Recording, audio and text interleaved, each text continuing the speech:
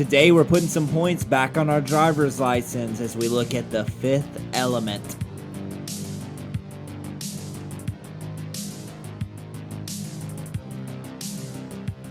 Hello, everybody out there in podcast land. This is Hold Up, the podcast where we dive deep into your childhood nostalgia, pull the movies from your past out, and find out if they held up. Today I'm holed up with Kyle and Andrew. How's it going, guys?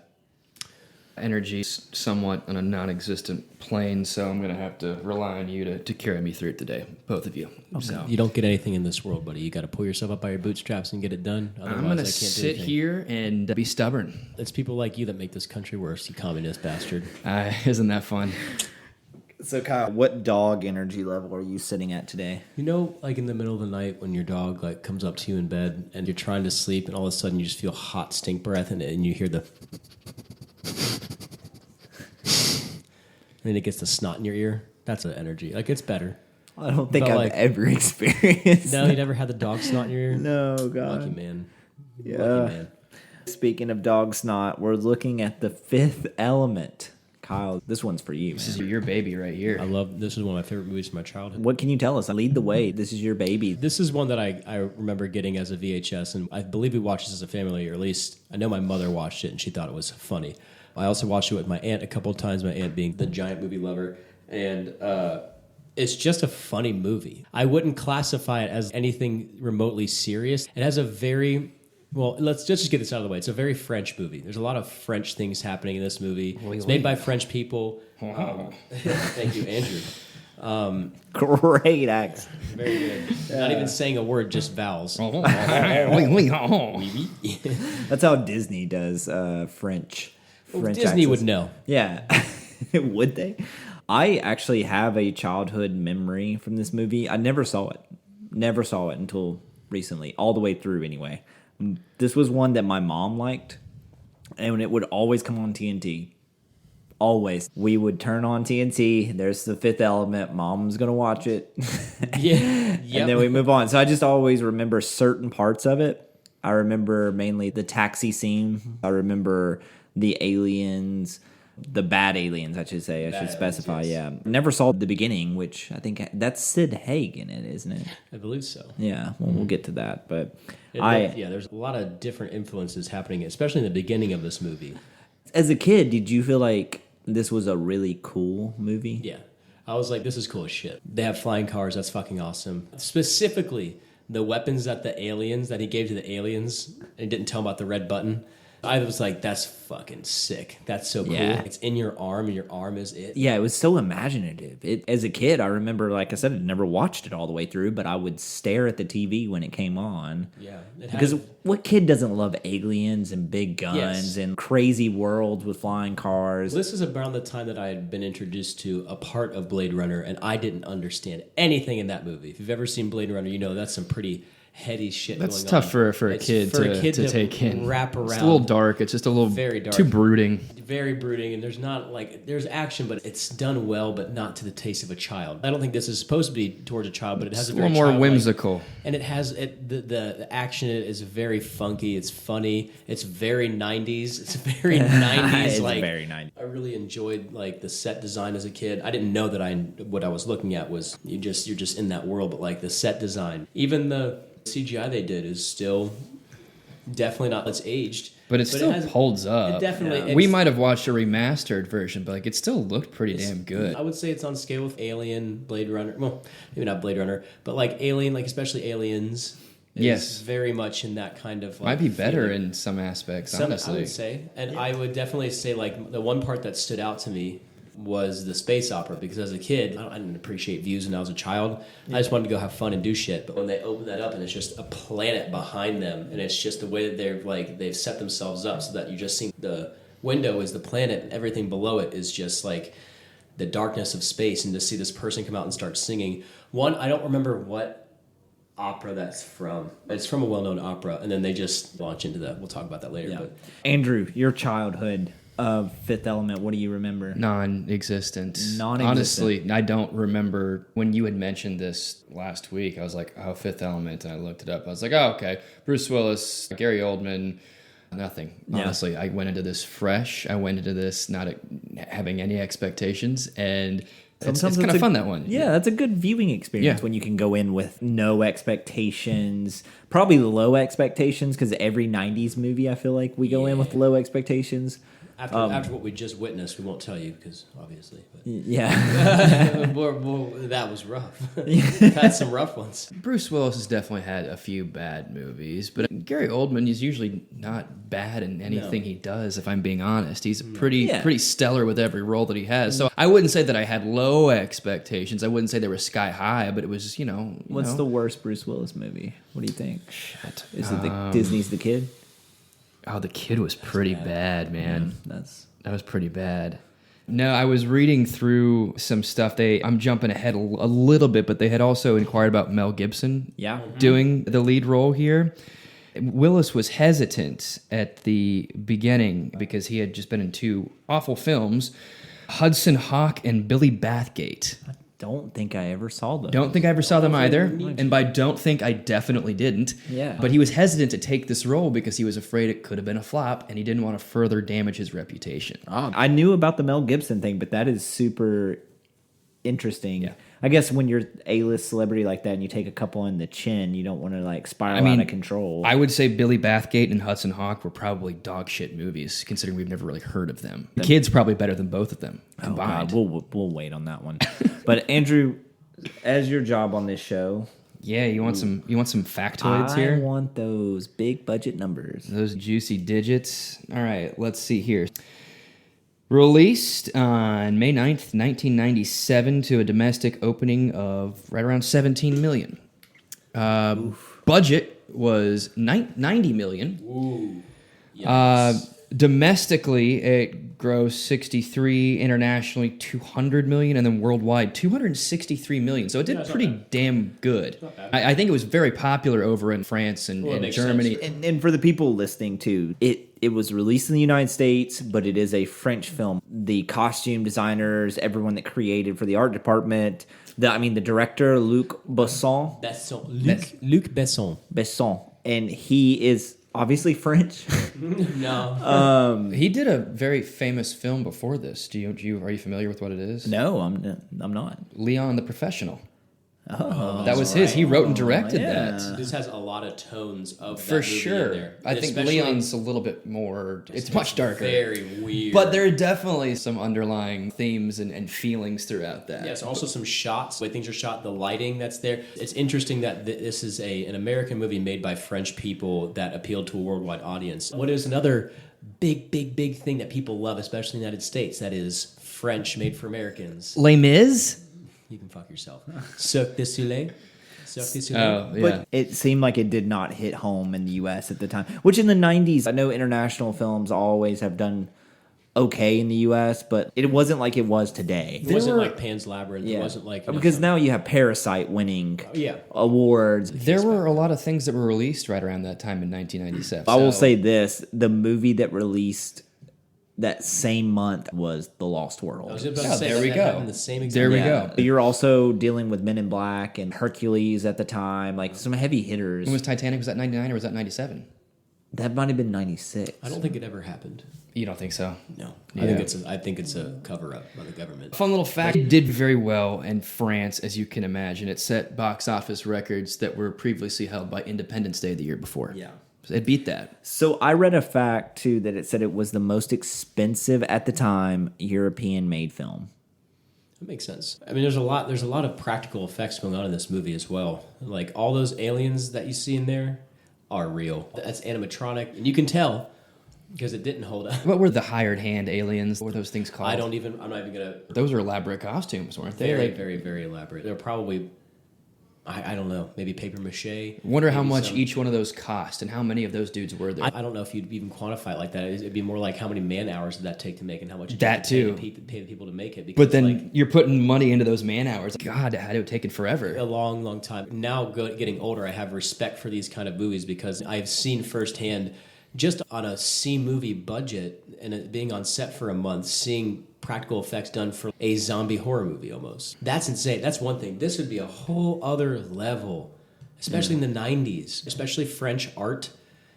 which is high art. It's high art. It's high. Oh, it's high, baby. Don't diss it. It's different for a reason. I don't want to say it's better. It's different for a reason. And this movie really does a good job like showcasing that and the better parts of French culture. This movie, it is European in the way that you watch it and you see the things develop. It is opposite of American culture, but it still has American feeling. For sure. The American feeling comes from the American cast. Yes. And the president and military and involvement. I didn't know it was French. But I didn't feel that way. I didn't look anything up other than knew what I saw when I was a kid. I knew the main actress was from Resident Evil. Mm-hmm. That's all I knew going into it. When I looked it up and it was French, I was like, oh, that makes total sense. Makes total sense. It's just very much that.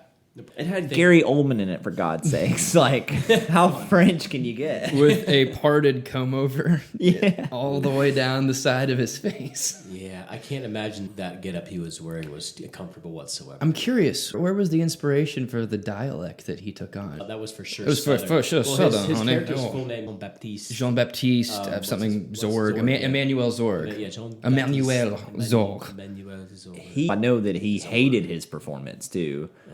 Did you really? I did not know that. Gary Oldman said in an interview he regrets everything in that performance. The only reason he did The Fifth Element is he said he owed the director a favor because the director helped get his film Kneel by Mouth started. Do you feel that he should regret his performance? No, I don't think so either. I thought he was one of the best parts of that movie. And it fit in perfectly. It is serious, but it's also very whimsical. It's stupid at times. But think about what Gary Oldman does, though. He's very serious. He's a very serious, and there's nothing wrong with that. But also, I think that a lot of actors, they get kind of pigeonholed into certain roles to want to do other things at that point is like, well, that's not part of my identity. I'm not saying that he's said this or that he thinks this. I'm just saying. But he very well may. He may think that it's an amazing performance that's different and it's a breath of fresh air. Shows his versatility. Exactly. He's a villain who clearly has morals because of his actions that he makes. He's not conniving. He's very calculated, but like he's imperfect. He's human, and he makes mistakes. And he can tell. And he looks like a fucking buffoon. He looks rather Especially silly. when you hear him talk and you get that look. It's a 1-2 punch. Speaking of morals, like I was digging in right before we start talking about the movie. The main actress and Besson, right? Besson. He had hired his wife. She is the blue alien that does the opera song and dance. He really worked hard to get her approved by the studio. They almost cut that scene in more ways than one. We'll talk about it soon. He then struck up a relationship. You see where this is going? Yeah. Indeed do I. Tell me more. With who is the main character who plays Lilo. He thought that she looked perfect for the role when he saw her. And that's how it always started. She looked perfect for the role. So they started a relationship on set. Got the director a little divorce action. When did that divorce occur? Do you know? Him and Mila married not too long after this and were married for a couple years. I'm going to look it up. A couple years. There you go. Just 2 years, I think, and then they got divorced. So imagine that. Yeah. Not ending well. Weird how all those things come together. Oh, I mean, my win, they divorced in 97, and then he married Mila in 97, so like it had to have been like back to back. Yeah, he... Scandalous. I'm pretty sure she was not happy, but... I don't know. Well, without further ado, I think let's just dive right in. Let's jump in, shall we? Let's just jump in. Yeah. This also is going to be one of those movies where we actually have metaphors and theming to like work with. Like most of the stuff we see or have watched are things that are storytelling. What's a metaphor? We'll talk about that after. If you're listening at home, Andrew is definitely not kidding. He doesn't know what a metaphor is. I don't. I want to know. And we're not going to tell him because we don't have the time and the patience. But jumping right in, the movie's intro captured my attention really fast. And that's where I thought Sid Haig was there. He plays the high priest that tries to assassinate the professor or whatever. Yeah. And but then I love that he tries to then convince them that he is indeed altruistic. I am your friend. Put the gun down. I am your friend. But you were going to just fucking murder. I mean, who knows? It could have been some kind of sleepy. Help me out here. Why did he want him to die? Because he knew too much. He discovered knew too much. The tomb, okay, and the tomb was telling him in the quote. I don't know if those were hieroglyphics. I don't know what they were. I'll say hieroglyphics. Sure, why not? For lack of a better word. And he was reading it, and it looks like he had maybe read too much of this undiscovered tomb. That Tisk, they've tisk. protect, almost like in The Mummy, when all the Magi are trying to protect. The lesson for today. Kyle, for the people back at home who haven't seen it, give us a synopsis of this film. Like, if you were to describe this in an elevator pitch to someone back home. Basically, there's a lot more going. There's a lot of things going on. A lot of themes. Okay. Be buckled up. All right. Let's hear it, baby. Let's hear it. So we start the movie off by finding out a tidbit of information, which there's an evil that comes around every, 2,000 years or so, and its only mission is to destroy, and the only thing that can defeat it is the fifth element. Was it 300? It might have been 300. I thought it was 2,000. Who the fuck? We all read it, and we were like, 3,000 years. God. Yeah, I think it's God. 300. I'm pretty sure it's 300. I don't think it's 2,000. Yeah, because it was 1904 or 08? 1914. 1914. Yeah. I call bullshit on some aspects of this movie then, if we're thinking about it in terms of hundreds. I mean, you've done it on every movie. You might as well call the bullshit. Yeah, I don't think we would have the technology available to us to do half the shit they do in this movie. It just doesn't work out. We find out that people have caught on, they found this tomb, and there's archaeologists there trying to decipher this hieroglyphic. A priest comes in, a quote-unquote priest of who knows what denomination. We don't know. Might as well just Roman Catholic. Roman Catholic. There the we go. right religion. Well, all The righty. only religion. Yeah. And there it is. We got, See you later, everybody. Yeah, we're done. Sorry, that's religious guilt that's seeping out. So. Thank you.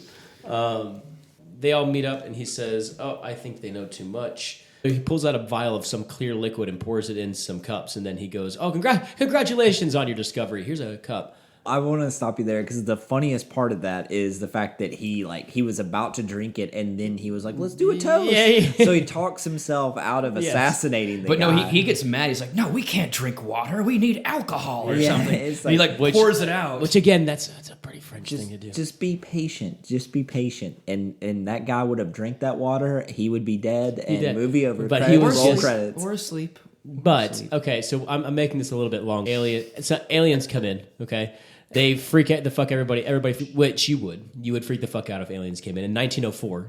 Yeah. Because what do these aliens look like? They're giant aardvark insects that are wide as hell. They're like brass. It's like General Grievous meets like a penny. That's a pretty good description. I would say that's that pretty they apt. look more like Filbert from Rocco's Modern Life. They definitely have that Rocco's Modern Life. Dwarven. It's like a Dwarven centurion from Skyrim. And it's like a with Dwarven General Grievous. Okay, it's like a Dwarven centurion from Skyrim fucked an armadillo, and that's what you got out of it. And they don't really walk. They just waddle. They just waddle side to side. There's 17 people in their car right now going, "What the absolute fuck are they talking about?" But then when you look it up, though, you're going to see it and you're going to go, these guys are stupid. You're like, God damn it, I could have thought of so many other ways to describe that. These aliens arrive and they're like, they know too much. It's not safe here. The fifth element isn't safe. So they do some bullshit. They get this quote unquote, this rock comes out of something that they put a little key into. But then something happens. The kid that's with them gets freaked out and starts shooting, kills one of them. I think he killed one of them. I don't know. Knocked him over.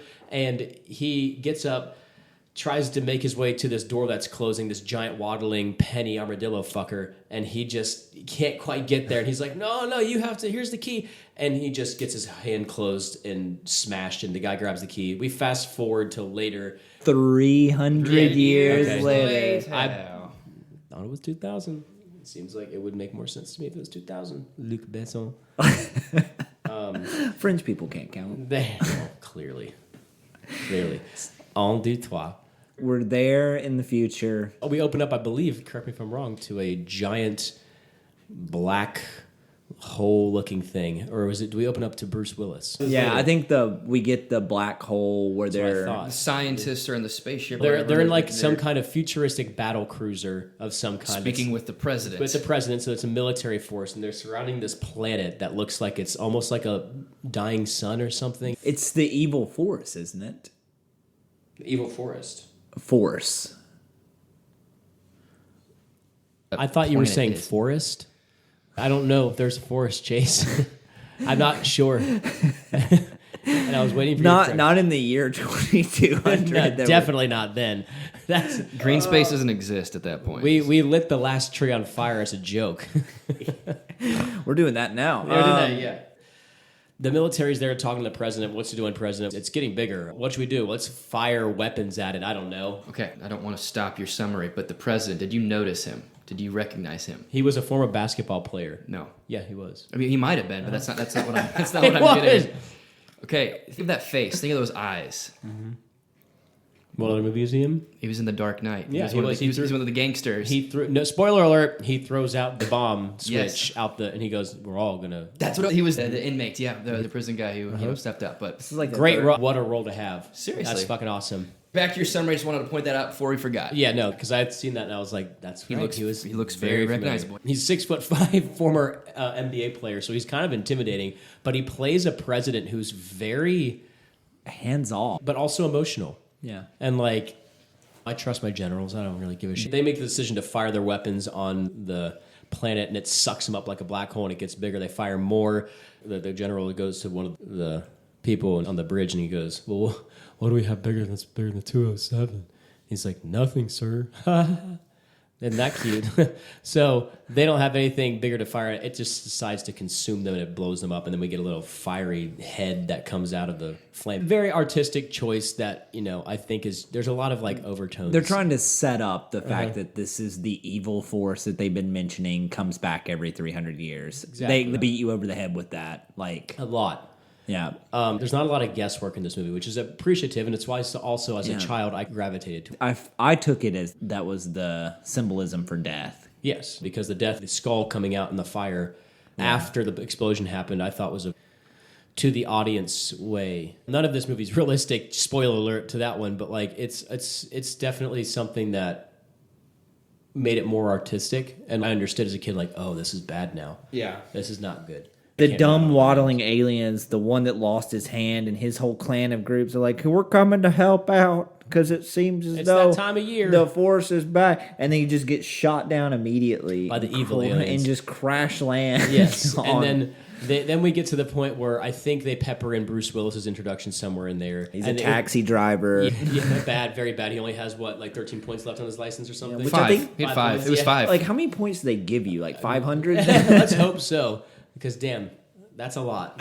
That's unpaid parking tickets and hitting pedestrians. It's just the basics. We could have just avoided most of that. But we'll find out more about his history later, because that's not how he starts or ends life. Well, I don't know how he ends his life, but I promise you it's... Basically, we're figuring out they've recovered some of the armadillo penny aliens' remains, and they've brought it back to Earth, and then they're going to fabricate a being that was this fragment from a hand of one of these armadillo penny aliens. Which one of the parts I don't understand why they didn't just make another armadillo penny alien. It's just a human, but they construct a human, and that's where Mia Jovovich comes in, and she is now the alien who got shot down, who recovered part of the hand of as a human. Are you paying attention yet? With what color hair? With orange color, short dreadlocked hair, because that makes sense. Yes. She's an alien. She was also wearing a wig, for those at home. Yes. It was a big old wiggle. She was also speaking a maybe made-up language. Probably Babel. I would say Babel. That's where I wanted to stop right there. So that language she is speaking is made up. Good. Figured. There was a 400-word vocabulary that she had to learn. And she learned it with the director, which... I bet they learned it together. Yeah, I bet they learned it together. Oh, but made some games out of it. They would read the language and write it and go back and forth on set until she memorized the language. So she actually memorized this. Everybody who's sitting here, we're Star Wars people. We like Star Wars. We love it. No. It's cool. Shut up, Andrew. Most of the languages in Star Wars, if not all of them, are completely just babble. Give us one right now. I know you know a couple. I was trying to do Jabba the Hutt, but I realized I'd sound stupid if I tried. But when Anakin's talking to what's his face in the first one in the Phantom Menace, the Doug, he's like, "Wayoni Dopot Slamo." What the fuck is that? That's from Lost Boys. Like, yeah. I remember him saying that. It's either Wayoni or Wayshoni Dopot Slamo. Slamo, what the fuck is that? Pooju? That must be poop. So it's made up. But the fact that they went in this movie and were like, we're going to at least make a very real language for this. And that to me is an extra step to this movie that makes me like it a lot more. She does such a great job because she memorizes it in her scenes. When she's speaking, it feels real. It feels like a real language. Yep. It's very short, kind of rhythmic language. So I thought it was like South African. To me, it sounded like Eastern European mixed with French or something. Like they're Italian. She's Ukrainian, so that would track. Yeah, that would make sense. And also I was going to say, knowing multiple languages is a superpower. It's very cool, and she's definitely somebody that knows, obviously, multiple languages. More than one. That shines through in her performance, I think, as well. And that's just one of those things. That's who you are. You bring that to the table when you do these roles, and that's why acting is important to bring a part of yourself to. She nails this role, in my opinion. This is one of my favorite roles she's ever done, because it's so much. It's very surface level shit, but it's much more deep than most of the other roles she's done. Nothing wrong with her career. Good for her. This is a well-rounded character that she has, that we get a lot of depth out of in the human emotion. I think the next thing that happens to her is she escapes. She escapes. They make her, she's naked. She's very naked. Director's choice. There's a lot of upper body nudity in this movie. Yeah, but you liked that as a kid, didn't you? I didn't know, because when I saw it, they had the censored versions of it. Oh, so you didn't see that. What a shame for you. Your development. Yeah, what a telling part of your development. But she escapes, and when she does escape, she just jumps off a building and these buildings in New York, I'm calling it New York because it's New York, but like they've built the city up thousands of feet tall, all of it. She just like, I'm gonna fuck jump. She jumps. Herself. She's an alien, a brand new alien. A brand new human alien. That doesn't know what's going to hurt and what's going to kill her. She's like a little toddler. Yeah, I'm just going to go ahead and do it. And so she falls. How many stories do you think she falls, Chase? Oh, easily 5 or 6. What do you think? I was going to say more than that. I was going to say like 20. Yeah, 200 feet. Because those buildings were tall. Tall as fuck. And there was no direct cab underneath her. There was some in like the foreground. Not the foreground, but like the background. I mean, she wasn't hitting those. She falls directly on Bruce Willis's cab. Taxi, rips a hole through it, and then we find out you've got 1 point left on your license. Yeah, because someone jumped onto your taxi. That's not even his fault. No, it is his fault.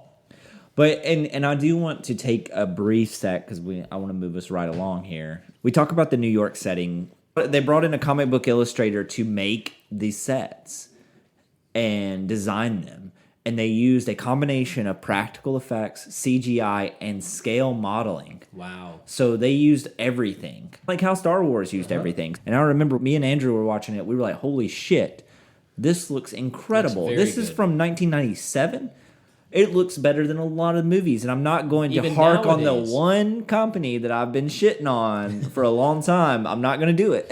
I'm not going to do it. Chase, it's not worth it. But it looks way better than anything they're producing now. And it was real. Everything felt real. This makes sense why it was a $90 million movie. Yeah. And when you see it, you'll understand what we're talking about. Right. You mentioned the comic book writer that they brought on. I should have mentioned this at the beginning, but Jean Giraud, actually sued Luc Besson after the movie.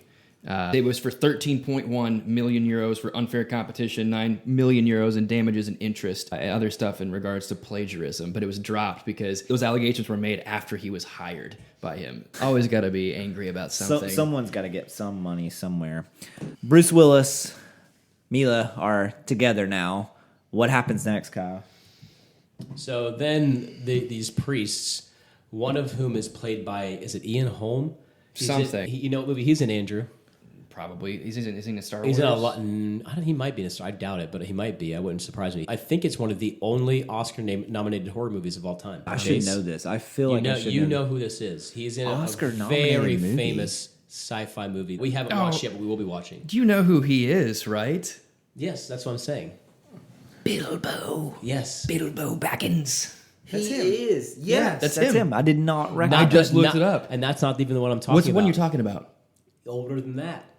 He's been around. The Exorcist? No. Tell us. I'm not going to guess it. Alien. He is the android in Alien. Oh, wait, no, he's the... Oh, yes. Yes. That they don't know is an android, and that's one of the most terrifying parts of that entire movie. He was the synth. He was the original synth. Holy shit, he was. Yes. What a career for this dude. Yeah, because those 3 movies right there alone. He's won Olivier Awards, BAFTA Awards, Tony Awards, Academy. You know who he was part of, Andrew? Royal Shakespeare Company. Yeah, that tracks. Yeah. That's awesome. He does such a good job. He is comedic relief, but also a story carrier. Like, he definitely drives the narrative along because he is relentless. He's like, I need to do this or the world's going to end. And everybody else around him doesn't really have the pep in their fucking step. So he has to drive the ship. And he might be ineffective or overconfident in what he can do, but the people that he surrounds himself with get the job done. That's one of the reasons why I thought that's an interesting choice to have somebody who's kind of like, he's funny. He's almost like I'm not trying to, lack of better words, like a little nerd. He's like book nerd. You like languages, dummy. He's definitely that guy. That makes me like him so much more now that I know all that. Yeah. He's a very storied actor, and to have him in this movie is pretty him, Gary Oldman. Yeah, it's a bunch of heavy hitters. Which brings me to one other thing I want to add in here very quickly is that this reminds me of like a Shakespearean comedy. It does. It totally does. There's whimsy, there's action, there's adventure, there's love, there's stupidity. It's just a well-rounded piece of, it's nothing more than what it pretends to be. It can make you think, but not too hard. Yeah. And that's one of the things I appreciate about this movie. Moving on to where we have this priest enter the narrative in the story, he's trying to get to Mia Jovovich. He's trying to get to Lilu. He recognizes that she's the fifth element. He does. Remember, he's part of the government panel. They bring him in to talk to the president at the beginning of the movie. They're like, you're the priest of whatever order. And then they get shot down and look on his face. He's like, oh, fuck. But then they have remains, so he's not let in. He finds out she escapes. He tracks her down. She's with Bruce Willis. What does he do to Bruce Willis? He kicks him out. Yes, right. Essentially, yeah. After he kisses her. Yeah, we were all like, oh. Yeah, like, here we yikes. It just met her, just saved her and took her to the big red flag. But she woke up in the back of the taxi, too, and told Bruce where to go. After Bruce Willis tries to kiss her, she says something, kamat something, and he goes, hey, what does that mean to the priest? And the priest goes, never without my permission. And he goes, oh, yeah, that makes sense. Oh, yeah, dude. I kissed her, and she said, never without my permission. Yep, makes sense. She was unconscious. I tried to kiss her. My name's Corbin Dallas. It tracks. It tracks, bro. Corbin Dallas with 9 points left on his taxi drive. 1 point left now. I'm going to have to call my mom for a ride. Definitely written by not just a man, but a French man. A European man. A European. We ask for permission, not for forgiveness to your body. We find out that Corbin Dallas used to work for the military, and the military wants him to find the fifth element now that it's escaped, and they don't know that it's with the priest. They go back and track them down. They say, oh, you've won a trip to Floston Paradise.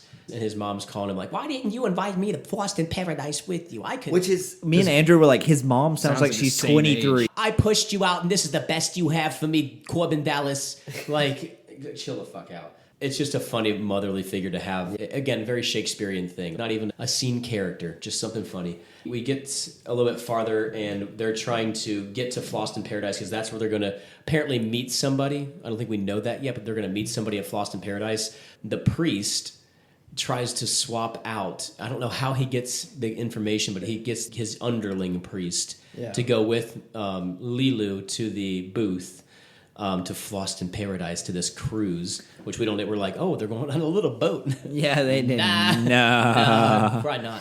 And also in the meantime, too, we get introduced to Gary Oldman's character, which we mentioned. He's got his side story where he's like this arms dealer. He's like an arms dealer, yeah. And he's working for the evil force, basically. And the evil force calls him on the phone. Yeah, right. They're pretty tight. Not only are they looking for the fifth element, they're looking for the stones. Because you need the stones and the fifth element to propel away the force.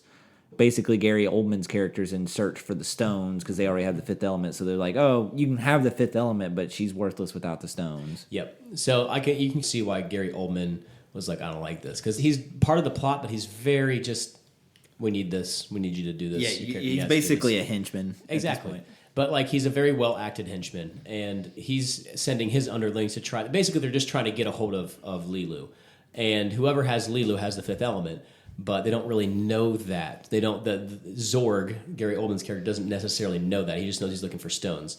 Long story short, they all end up through some farce or another on this. Very much a farce. It's very much a farce. It's very funny. It's a very, oh, well, this person didn't make it on because they were dumb. They all figure out a way to get in there. The priest climbs into the landing gear. Corbin Dallas, the government rigs it so that he's won this trip to Floston Paradise. He just shows up with Lilu as his +1. And then they all get on this.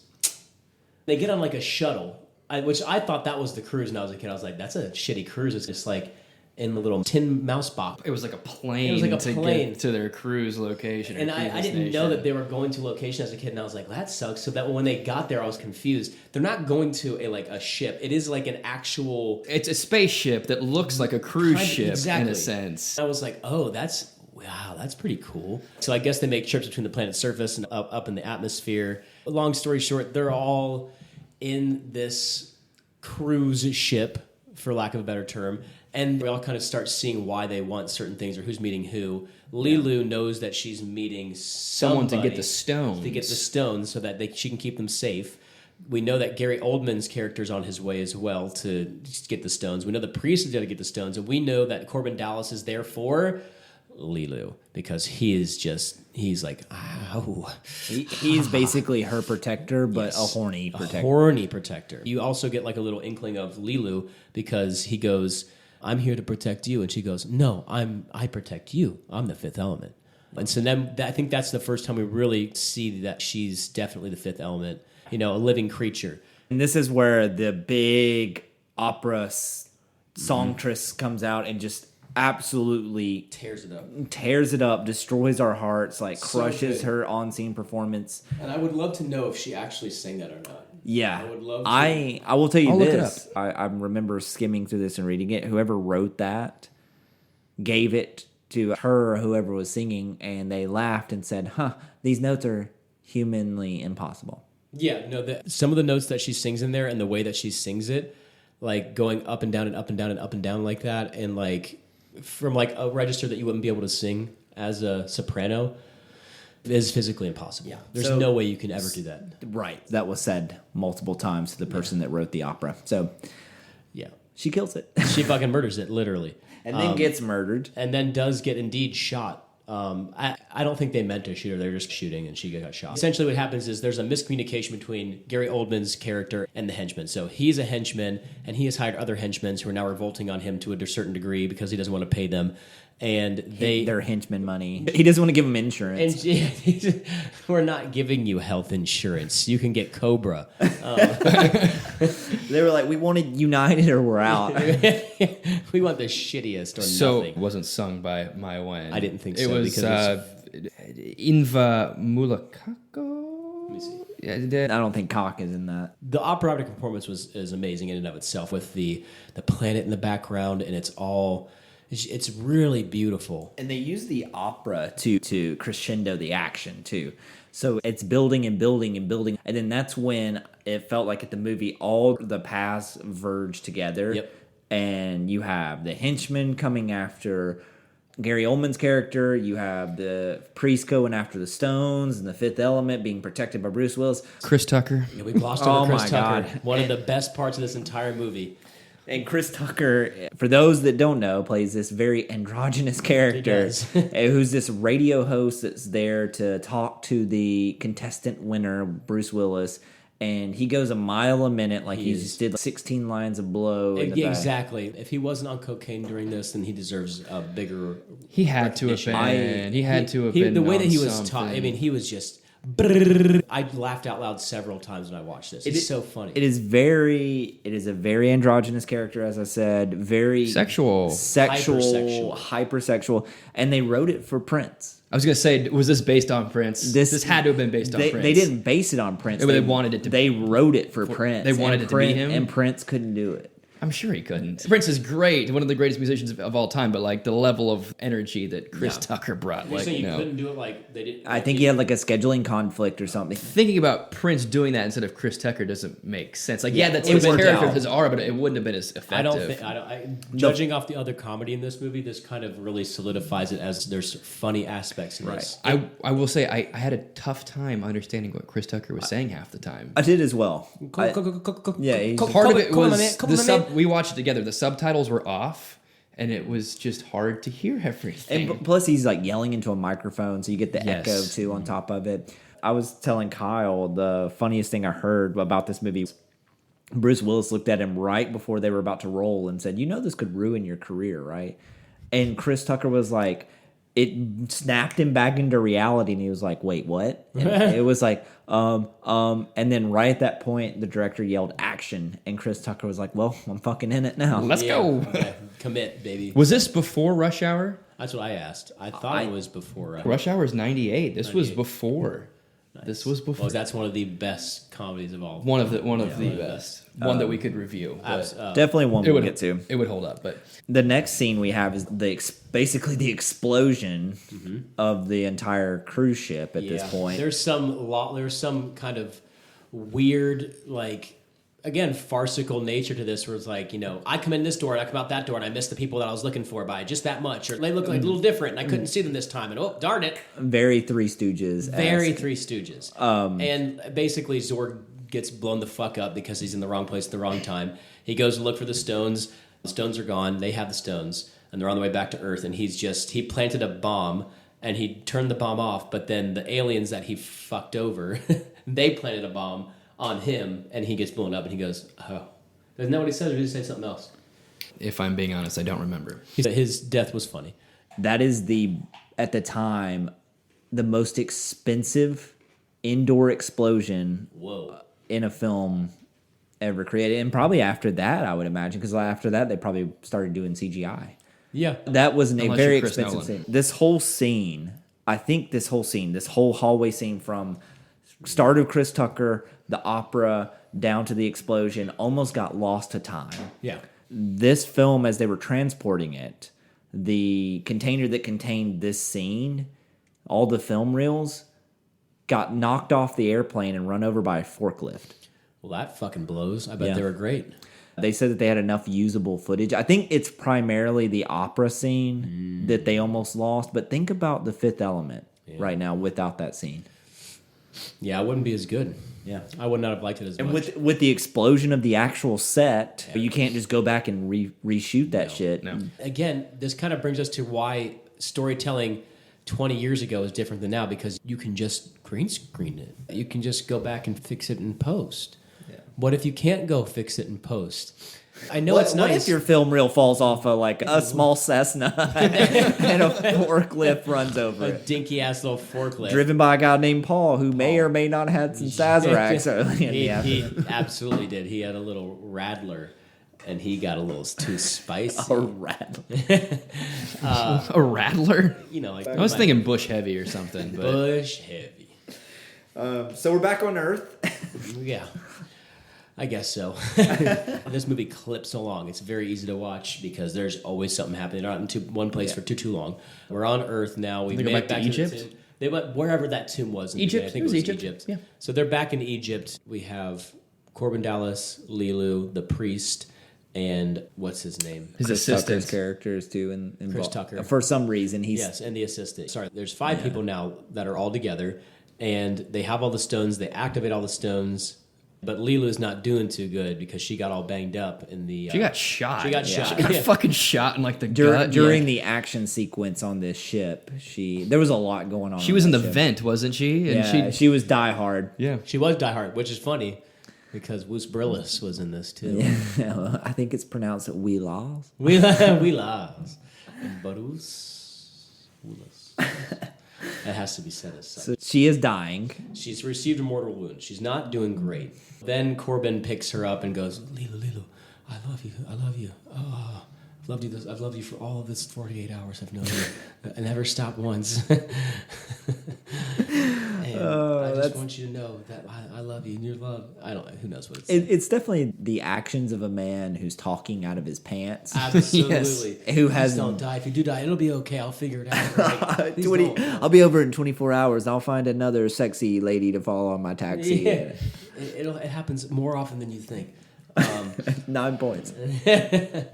And essentially she wakes up long enough, I think, do they kiss? And then Yeah. all of a sudden she like the lights shoot from all the other stones into her and they converge on her and she opens her mouth and this light comes up and the shadow planet comes charging down towards Earth. It's actually through the atmosphere at this point. Which I don't know too much about a lot of that kind of stuff, but I'm pretty sure that'd be bad. I don't know if you'd be able to come back from that. So, no, I don't. I don't everyone is dead. Yeah, I feel like the gravity from that alone There'd would be fuck earthquakes, all sorts of shit. We went from 5 elements to zero. Real There'd fast. be some sort of seismic wave created by something that large coming through the atmosphere somehow, some way. Think about what we're talking about right now and how we get with movies about, fuck that wasn't real. That's really the only time I've been like, that wasn't real.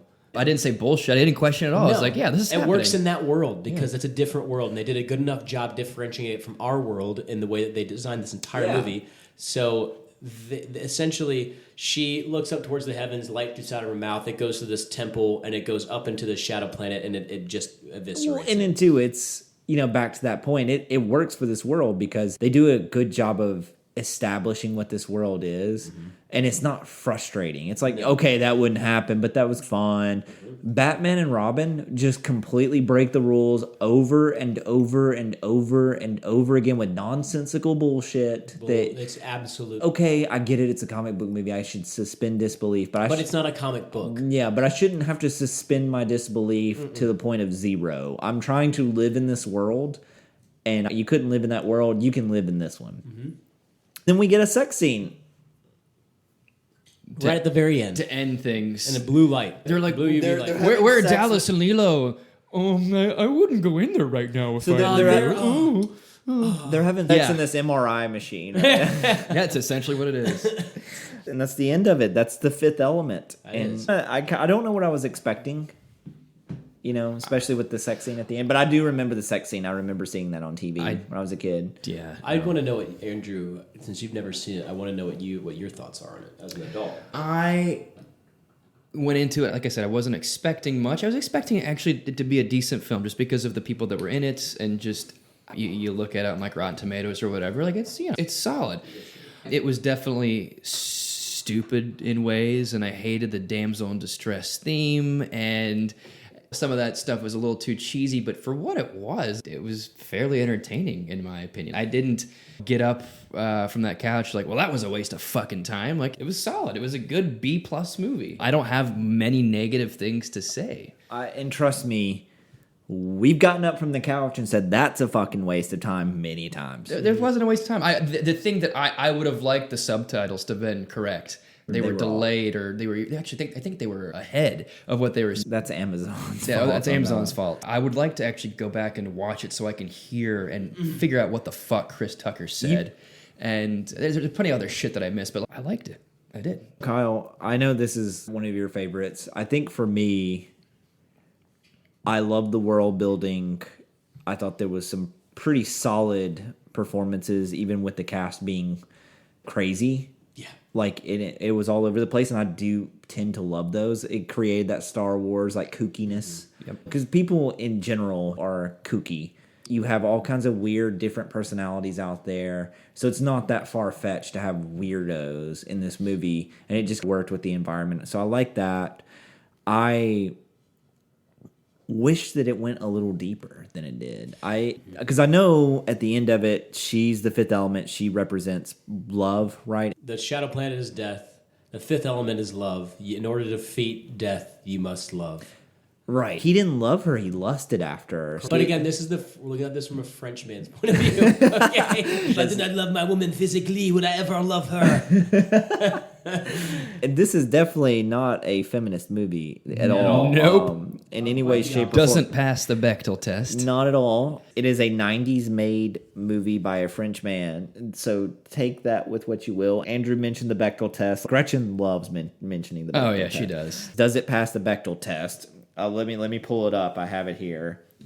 I'm going to ask these three questions. Please. Yeah. I'm going to ask these three questions and we'll decide. And we can do this on all 90s movies, but I have a feeling it's going to be the same answer for all of them. Same answer. Yeah. I'll bring it up when we get close to one that may actually pass. Do we have two characters that aren't shown to be just sex symbols? No. Okay. So we don't have that. Do we have two women engaging in a conversation? No. Okay. If they do have a conversation, is it about men? No. There wasn't a There wasn't conversation a to be conversation. had. To answer your question a little bit deeper, to play devil's advocate, when Chris Tucker was making love to his flight attendant friend, When she mentioned him. Oh, yeah. But like making love is an interesting choice there. That was he was getting in it. Yeah, she was, but at first he just basically sexually he just assaulted went her. down on That's her exactly immediately. Overall, a lot of it does stand the test of time and how they created this world. I love the performances. I love the environment. Being a Star Wars fan, this just fit right in with the Star Wars. If you're a Star mantra. Wars fan, I really do think that you would enjoy this movie just as an enjoyment. Like it's just fun. It's a fun movie. Andrew, do you want to see, before we get into our ratings, do you want to look up and see what Rotten Tomatoes and IMDb gave it? I have IMDb's. Okay, cool. I never look at Rotten Tomatoes. I for one am gonna say, yeah, definitely held up for the most part to me. But you still have to look at this movie through the lens of this is a movie from the 90s. Yes. If you don't like movies from the 90s, you might not like this one. In fact, this is a little bit more of a 90s pop culture, I feel like, than any of the ones we've watched so far. Just because of the way they try to futurize everything and make this is how it would be in the future if we did this with her little thing that did her nails in the flying cars. But if you do like 90s movies, Yeah. What are we rating in here? I'll let you go last. I'm gonna say like 6.8. 6.8. damn, that low. I mean, that's a solid movie for me. If we're saying 5 is halfway, 6.8 out of 10 is pretty solid. That's not bad. It means you liked it. Probably wouldn't see it again, probably. No, I would. There's plenty of comedies that I would probably put at like 6.8, stuff like that. Yeah. I would say 7.6.